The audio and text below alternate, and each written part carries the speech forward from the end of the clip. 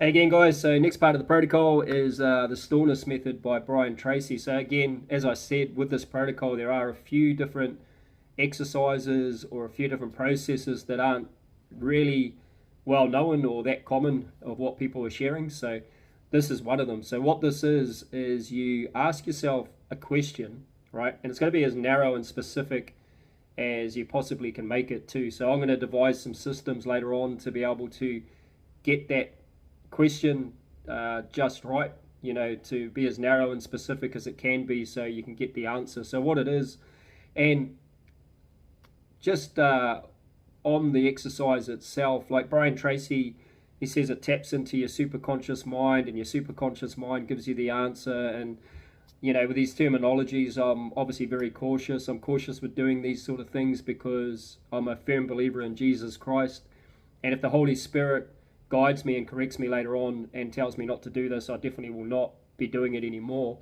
Conscience is clear at the moment, though. I don't see anything wrong with it. It's not like esoteric sort of practice where you're emptying your mind. You're just sitting in the stillness. So what you do is you ask yourself a question. Say, for example, it's you ask yourself, what is the single highest value action I can take today to increase my income and move toward my ideal day? So, it's in relation to a problem, and then your mind sort of seeks out a solution, and it might come as an inspirational thought, it might come like a wham, or, you might be doing the dishes later on or doing whatever, and something might come to you, or nothing might come, but you just got to trust the process. Obviously, I've been doing it 22 days in a row now because it's a part of the protocol.